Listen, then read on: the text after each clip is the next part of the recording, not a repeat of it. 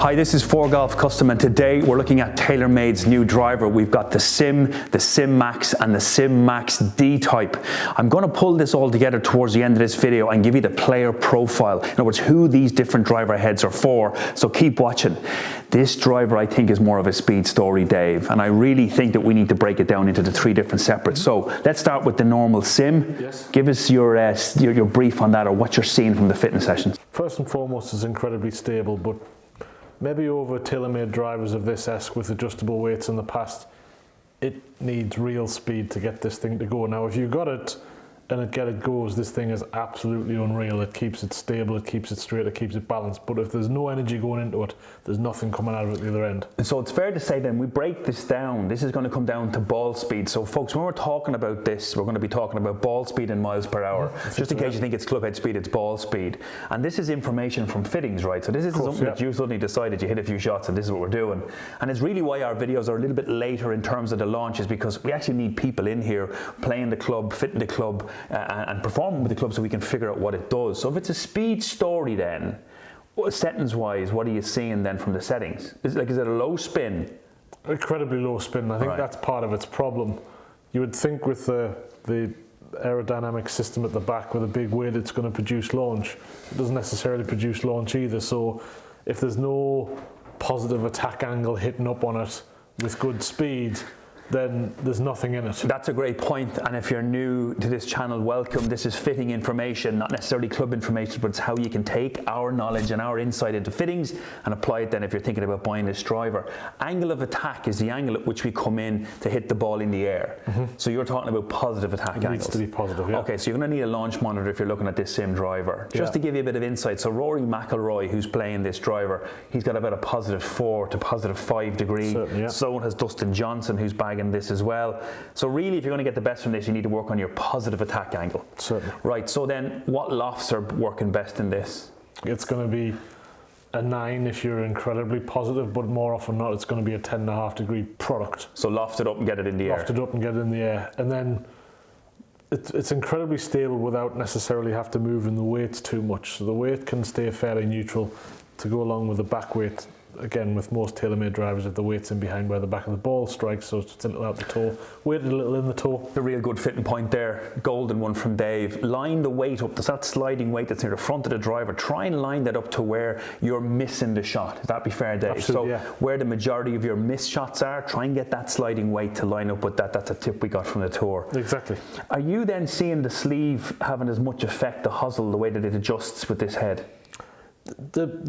The sleeve in its extremity, yes, you've got ±2 degrees of loft, but I think it's more the +4 and -4 face angle change that becomes the most important element of it. So obviously it's a single tip, so when the face angle is open, the loft is low, and when the face angle is closed, the loft angle is high. So you've got to pick your miss and then set the hosel up on your miss. Okay. So if it's a pull, then go up and loft and open it. If it's a slice, then go down and loft and close it. Okay, that makes perfect sense. Are you seeing speed gains from this? They talk about this shape, and certainly the shape and motion. Are you seeing those club head speed gains? I think in this product, with it being based around the player having speed anyway, I'm not really seeing any massive gains from it. So I don't necessarily see the shape at the back creating any natural speed. I think you need speed to get it to go anyway. Okay. So then shaft in this. So if this is the high speed, better player, stronger person, what's the shaft profile? Well, if you're looking 150 miles an hour plus ball, 100 miles an hour club head speed, then you're in very stable stiffs. And to be honest, I've used a lot of extra stiff in it. Okay. I would have traditionally have done a lot more of this driver as a fitting product. Interesting. So in previous models, because of the weight adjustability, and there wasn't a massive difference in cost between the two. But in this one, with it requiring the speed to get it to go, I'd say maybe it was 70-30 in the past, adjustable to non-adjustable. It's probably flipped on its head. Which is interesting. We'll move on to Sim Max. So what Dave is saying is last season, this particular model, the adjustable one, he would have done more of. Certainly. So is it fair to say that this time, if we move into now Sim Max, this seems to be more of a a driver you're seeing working better for players? Again, what I mean, all Sim has is the adjustable weight, but if it's a stability story, then the weight is playing a much less prominent part to the driver. If the Max has the same control system at the back for keeping it stable, it's technically the same controllable driver. So that's another great point about this product. So Dave is saying, look, it's uber stable, irrespective of the three heads that you go for, which means there's less really adjustability. And this could be kind of driver that, even though we're saying it needs fitting in order to get the best from it, it could be the easiest plug and play product once you can figure out which head suits you best based on your on your type of swing, which I'm going to give you later in the video. Right, so Sim Max, give us the setting guide on that then. What's working best? Is it low spinning as well? It is. I think the whole range is incredibly spinning, so then you have to use the shaft to help either create it or control it, whichever way you want to look at it. So inevitably in the Max, again, it's probably a stiff conversation, but it has a much broader reach than what it ever would have had in the past, because it doesn't spin and it's very stable, so it goes very straight and it creates speed. So what's the speed range on this one then? If it's 150 plus mile an hour in the ball speed for the Sim, what's the Sim Max? I think you can get this to work from 130 upwards, so you've got like 20 miles an hour less, so that's why you have this much wider scope. So you're seeing more people going for this because of that it seems to apply better. It's stable whatever happens. The Sim Max will, in my opinion, go quicker. So if better for broader, what sort of lofts are you seeing as the kind of go-to and people are going for? Same conversation with it being low spinning. It's going up in loft. It's got to go up in loft because your thing's got to go in the air. I don't necessarily see the big weight acting like an MOI launch. You hit up on it because it's not going to spin. Okay, so you got to get the launch angle right again, and you got to get that loft up in the driver. All right, so then if that's Sim Max, then we've got a Sim MaxD head, which is essentially a draw type or a D type product. It's closed for the slicers out there, or for people that need to get the ball in the air.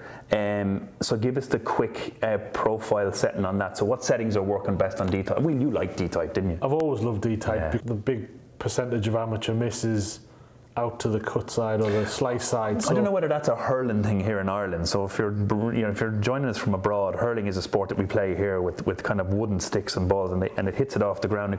We must have a lot of slicers here. Yeah. So this kind of is just a foolproof plug and play. If you cut the ball, decide whether you hit it low, middle or high, and then pick the loft. You talked about the face sizes. You saw the face sizes changing in the three heads. Has that got much of an effect on that, on this in D type? I think it just makes the face more forgiving because there's more of it. Friendlier. Yes, absolutely, yeah. And just to explain D type, so it's a closed face, but they've painted the top line square. So for all intent, it looks like it's fairly square. You don't see a difference. Are you adjusting the hosel then on this to get the max out of it? Again, I'd always, if you've cut it, you need every little bit of help you can. So the higher lofted closed setting.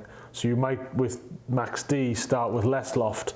So like 9 degrees. And add loft to it. So 9 degrees, rotate the hosel around into higher. Yeah, which will make a 9 into an 11. And close them, but shut the face even more to help you cut. So if we take it that more firmer, stiff shafts in Sim, more stiffish, softer profile product in Sim Max. In D head, what are you putting shaft wise in there? You have quite a wider scope depending on your speed with the cut, but you're going to use lots of high torque, which will let the shaft roll in. Again, it's helping produce an anti-cut driver profile. So lots of lightness, lots of softness, lots of launch, get the thing rolling through the hit at impact. So in this new TaylorMade driver, we still have some of the technology pulling through. We've the injected face, we have the twist face, and we've got this new carbon sort of structure, but mostly in the crown. But the big story here is we've moved the CG low and back with this big weight story and this kind of shape in motion that they're calling it.